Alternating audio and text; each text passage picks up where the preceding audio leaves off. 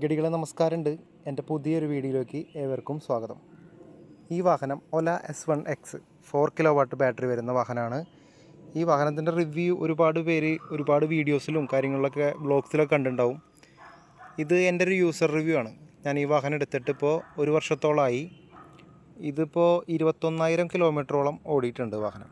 അപ്പോൾ ഈ വാഹനം എടുത്തതിൽ നിന്നും എനിക്ക് നേരിട്ട അനുഭവങ്ങളും അതുപോലെ ഇതിൻ്റെ ബാക്കിയുള്ള ഈ പാർട്സിൻ്റെ ക്വാളിറ്റിയും ബാക്കി കാര്യങ്ങളെക്കുറിച്ചൊക്കെയാണ് ഞാനിത് എന്തൊക്കെയാണ് ചേഞ്ച് ചെയ്തിട്ടുള്ളത്, ഇത്തരം കാര്യങ്ങളെക്കുറിച്ച് പറയാനൊക്കെയാണ് ഈ വീഡിയോ ചെയ്യുന്നത്.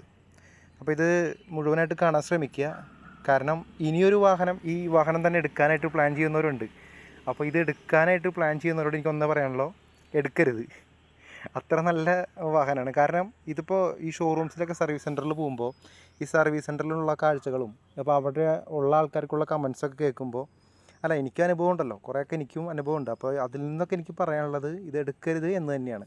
ഇപ്പോൾ നമ്മുടെ തൃശ്ശൂർ സർവീസ് സെൻ്ററാണ് ഞാൻ സർവീസ് ചെയ്യാറുള്ളത്. ഇപ്പോൾ ഇവിടെ എന്ന് പറഞ്ഞു കഴിഞ്ഞാൽ അത്യാവശ്യം സർവീസ് സെൻ്ററുകളിൽ 1, 2, 3 സർവീസ് സെൻ്റർ, ചാലക്കുടി, ചീയാരം, അങ്ങനെയൊക്കെ പോയിട്ടുണ്ട്. അപ്പോൾ അവിടെയൊക്കെ വാഹനങ്ങൾ ഇരിക്കുന്നത് കാണുമ്പോൾ തന്നെ നമുക്ക് ശരിക്കും ഇത് അടുത്തത് ഞാനാണോ എന്നുള്ളൊരു തോന്നൽ തന്നെയാണ് വരിക. അത് അങ്ങനെയാണ്.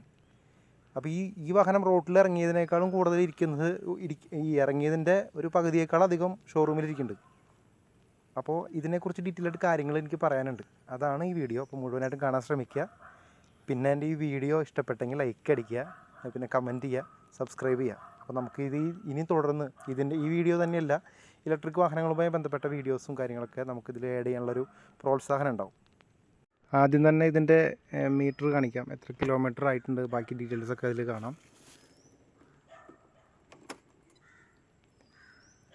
കാണുന്നുണ്ടല്ലോ, 20,936 കിലോമീറ്റർ ഞാനതിൽ ഓടിയിട്ടുണ്ട്. അപ്പോൾ ഈ ഒരു കൊല്ലം കൊണ്ട് ഞാൻ ഇത്ര കിലോമീറ്ററാണ് ഇത് കവർ ചെയ്തിരിക്കുന്നത്.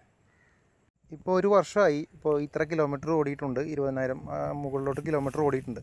അപ്പോൾ ഇത്രയായിട്ട് എനിക്ക് റേഞ്ച് ഡ്രോപ്പ് കാര്യങ്ങളൊന്നും ഇതിൽ വന്നിട്ടില്ല. ഇപ്പോൾ പഴയ പോലെ തന്നെ റേഞ്ചും കാര്യങ്ങളും ബാക്കി ഇതിൽ പെർഫോമൻസിലൊന്നും വലിയ മാറ്റമൊന്നും തോന്നുന്നില്ല. അതൊക്കെ നന്നായിട്ട് തന്നെ കിട്ടുന്നുണ്ട്. ഞാൻ ഡ്രൈവ് ചെയ്യുന്നത് എപ്പോഴും നോർമൽ മോഡിലാണ്. എക്കോയിൽ ഞാൻ ഡ്രൈവ് ചെയ്യാറില്ല. ഈ നോർമൽ മോഡിൽ തന്നെ ഒരു 40-ൻ്റെയും 50-ൻ്റെയും ഇടയിൽ ഒരു സ്പീഡ് മെയിൻറ്റെയിൻ ചെയ്ത് ഓടിച്ച് കഴിഞ്ഞ് കഴിഞ്ഞാൽ, ഒരുപാട് കൈ കൊടുക്കാതെയൊക്കെ ഓടിച്ച് കഴിഞ്ഞാൽ ഒരു 150, 150 കിലോമീറ്ററൊക്കെ നമുക്ക് റേഞ്ച് ഇതിൽ കിട്ടുന്നുണ്ട്. പിന്നെയെന്ന് പറഞ്ഞു കഴിഞ്ഞാൽ ഇതിൻ്റെ പെർഫോമൻസിനൊന്നും വലിയതെന്നല്ല, കുഴപ്പമൊന്നും ഉണ്ടായിട്ടില്ല. ഇതിൽ ഞാനിപ്പോൾ ഈ 2 ടയർ ഞാൻ മാറിയിട്ടുണ്ട്. ഇതിലെ പുറകിലുള്ള ടയർ മാറാൻ കാരണം സൈഡ് ചെത്തിത്തേഞ്ഞ് പോകുന്നൊരു പ്രശ്നം ഉണ്ടായിരുന്നു വണ്ടിക്ക്. അപ്പോൾ അങ്ങനെ ബാക്കിലെ ടയറും ഇതുപോലെ തന്നെ ഫ്രണ്ടിലെ ടയറിനും ആ ഒരു ഇഷ്യൂ ഉണ്ടായി. അങ്ങനെ 2 ടയർ ഞാൻ മാറിയിട്ടുണ്ട്. സെയിം പ്രൊഫൈലിൽ വരുന്ന ടയർ തന്നെയാണ് മാറിയിരിക്കുന്നത്, അല്ലാണ്ട് അതിൽ മാറ്റമൊന്നും വരുത്തിയിട്ടില്ല. അതേപോലെ ഈ വാഹനത്തിൽ ഞാൻ മാറിയിട്ടുള്ളൊരു സ്പെയർ എന്ന് പറയുന്നത് സ്വിച്ചിൻ്റെ സെക്ഷനാണ്, ലെഫ്റ്റ് സൈഡിലത്തെ സ്വിച്ചിൻ്റെ സെക്ഷൻ. അതെന്താണെന്ന് വെച്ച് കഴിഞ്ഞാൽ ഹോൺ അടിക്കുന്നുണ്ടായിരുന്നില്ല, ചില സമയങ്ങളിലൊക്കെ ഞെങ്ങുമ്പോൾ വർക്ക് ചെയ്യുന്നില്ല. അപ്പോൾ ഒന്ന് ആലോചിച്ച് എമർജൻസി സിറ്റുവേഷൻസിലൊക്കെ നമ്മളത് ഹാൻഡിൽ ചെയ്യുമ്പോൾ ഉണ്ടാകുന്ന ബുദ്ധിമുട്ട്. അങ്ങനെ ഞാൻ പേടിച്ചിട്ട് പോയത് അവിടെ. കാരണം അത് മാറിക്കിട്ടാൻ എങ്ങനെയാണ് സംഭവം, ഒരു മാസം വെക്കേണ്ടി വരുമോ അറിയില്ലല്ലോ. അങ്ങനെ പോയിട്ട് എനിക്ക് എൻ്റെ ഭാഗ്യത്തിന് ഒരു സെറ്റ് മാത്രം അവിടെ ഉണ്ടായിരുന്നു, ഒരൊറ്റ സെറ്റ് കേട്ടോ. അങ്ങനെ അതെനിക്കത് മാറിക്കിട്ടി.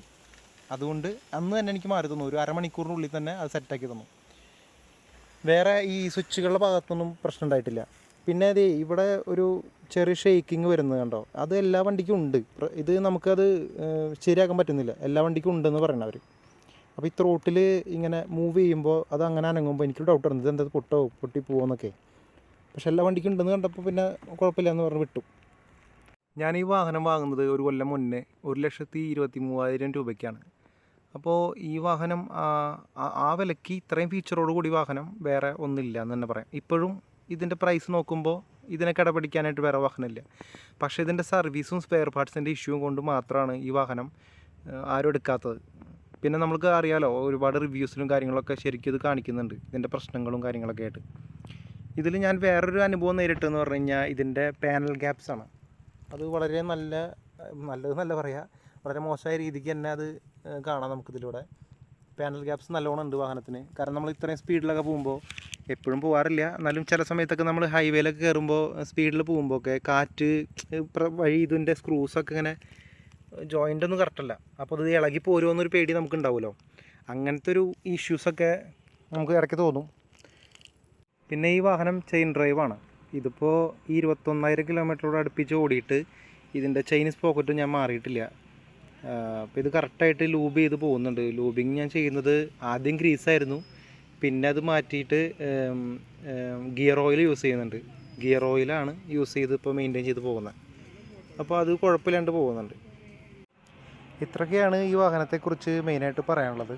ഇതിൻ്റെ റിയലായിട്ട് ഒരേ ഒരു പ്രശ്നം എന്ന് പറഞ്ഞു കഴിഞ്ഞാൽ, അതാണ് മെയിൻ പ്രശ്നം, സർവീസ് മാത്രമാണ്. സർവീസ് മെച്ചപ്പെട്ടിരുന്നുവെങ്കിൽ ഈ വാഹനം ആണ് ഏറ്റവും കൂടുതൽ ഇന്ത്യയിൽ സെയിലാവുന്നത്. ഈ സർവീസിൻ്റെ ഒരൊറ്റ ഇഷ്യൂ കൊണ്ട് മാത്രമാണ്. ഈ സർവീസ് എന്ന് പറയുമ്പോൾ അതിൽ സ്പെയർ പാർട്സിൻ്റെ ഇഷ്യൂസും ലഭ്യതക്കുറവും കാര്യങ്ങളെല്ലാം പെടും കേട്ടോ. അപ്പോൾ ഇതൊക്കെ കാരണം കൊണ്ടാണ് ഈ വാഹനത്തിന് ഇത്രയും മോശം പേരും മോശമായിട്ടുള്ളൊരു ഇത്. അപ്പോൾ ഒലയുടെ ഈ S1X എന്ന് പറയുന്ന മോഡലിനെ കുറിച്ച് എനിക്ക് ഇതൊക്കെയാണ് പറയാനുള്ളത്. അപ്പം ഞാനിത് എന്തെങ്കിലും വിട്ടുപോയിട്ടുണ്ടെങ്കിൽ നിങ്ങൾ കമൻറ്റിലൂടെ പറയുക. അപ്പോൾ അതിനുള്ള റിപ്ലൈയും ബാക്കി കാര്യങ്ങളും ഇനി വീഡിയോ ആയിട്ട് വല്ലതും ചെയ്യണമെന്നുണ്ടെങ്കിലും ഒന്ന് പറഞ്ഞു കഴിഞ്ഞാൽ ഞാൻ അതുപോലെ ശ്രമിക്കാം. അപ്പോൾ ഇതൊക്കെയാണ് എനിക്ക് പറയാനുള്ളത് മെയിനായിട്ട്. പിന്നെ ഞാൻ സർവീസ് 5,000-ലാണ് വണ്ടിക്ക് ചെയ്യേണ്ടത്. അപ്പോൾ ഞാൻ 3 അതിൽ ചെയ്തിട്ടുള്ളൂ. അത് കഴിഞ്ഞിട്ട് ഞാൻ പിന്നത്തെ സർവീസ് 20,000 സർവീസ് ഉണ്ടായിരുന്നു. അത് ഞാൻ കൊടുത്തിട്ടില്ല. കൊടുക്കാത്തതിന് കാരണം ഇതാണ്, നമ്മളിപ്പോൾ സർവീസ് കൊടുത്ത് മെയിൻറ്റെയിൻ ചെയ്തിട്ട് അതിലും വാറണ്ടി റിലേറ്റഡ് ആയിട്ടുള്ളൊരു ഇഷ്യൂ വന്നാലും നമ്മളവിടെ വണ്ടി വെക്കുക എന്നല്ലാണ്ട് അത് നന്നാക്കി തരുന്ന വലിയ പ്രതീക്ഷയൊന്നുമില്ല. അപ്പോൾ നമ്മൾ ഒരു 700 രൂപ 800 രൂപ സർവീസിന് കൊടുക്കണം. ഇതിലാകെ അവർ ചെയ്യുന്നതെന്ന് പറഞ്ഞു കഴിഞ്ഞാൽ ആ ചെയിൻ ടൈറ്റ് ചെയ്ത് തരില്ല തന്നെയാണ് ചെയ്യാറ്, വേറെ ഒന്നും ചെയ്യാറില്ല. വെറുതെ സർവീസിന് കൊടുത്തിട്ടും കാര്യമില്ല. അതുപോലെ ഇൻഷുറൻസ് ഇപ്പോഴും തേർഡ് പാർട്ടിയിലാണ് പോകുന്നത്, ഫുൾ കവറിലല്ല. ഫുൾ കവർ എടുക്കുകയാണെങ്കിൽ നമുക്കെന്ന് വെച്ച് കഴിഞ്ഞാൽ ചെറിയൊരു ആക്സിഡൻ്റ് ഒക്കെ വന്നു കഴിഞ്ഞാൽ സ്പെയർ പെട്ടെന്ന് തന്നെ മാറ്റി കിട്ടുന്ന രീതിക്കുള്ള ഒരു പ്രതീക്ഷ അവരുടെ ഭാഗത്തുനിന്നില്ല. അപ്പോൾ ഇതിപ്പോൾ തേർഡ് പാർട്ടിയായിട്ട് ഇൻഷുറൻസ് പോകണം.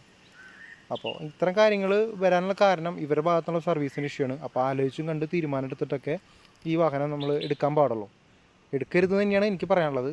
അപ്പോൾ ബാക്കിയൊക്കെ നിങ്ങളുടെ ഇഷ്ടത്തിന് വിടുകയാണ്. നമ്മൾ ഇങ്ങനെ കുറേ വീഡിയോസ് ചെയ്തിട്ട് ഇപ്പം ഞാൻ തന്നെ വേറൊരുപാട് പേര് ഇതുപോലെ ചെയ്യുന്നുണ്ടാവും വീഡിയോ, എന്നിട്ടും ഇപ്പോഴും ആൾക്കാർ എടുക്കാനായിട്ട് നോക്കുന്നുണ്ട് ഈ വാഹനം.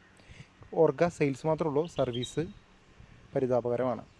എനിക്ക് വലിയ രീതിക്ക് പ്രശ്നം ഉണ്ടായിട്ടില്ല, പക്ഷേ പ്രശ്നമുണ്ടായ ഒരുപാട് പേരുടെ അവസ്ഥകൾ ഈ യൂട്യൂബിൽ തന്നെ ഒരുപാട് പേര് ഇട്ടിട്ടുണ്ട്. ഇത് നേരിട്ട് കാണുന്നുണ്ടെങ്കിൽ ഡീലർഷിപ്പുകൾ വിസിറ്റ് ചെയ്യുക. അവിടെ സർവീസ് സെൻ്ററിലുള്ള ആൾക്കാരോട് സംസാരിച്ചാൽ തന്നെ ഒരു പരിധിക്കൊക്കെ മനസ്സിലാക്കാൻ സാധിക്കും. അപ്പോൾ വീണ്ടും ഞാൻ ഓർമ്മിപ്പിക്കുകയാണ്, സബ്സ്ക്രൈബ് ചെയ്ത് സപ്പോർട്ട് ചെയ്യുകയാണെങ്കിൽ നമുക്കിതുപോലെ തുടർന്ന് വീഡിയോസ് ചെയ്യാനുള്ളൊരു എനർജി ഉണ്ടാവും. അപ്പോൾ സപ്പോർട്ട് ചെയ്യുക. Okay, thank you.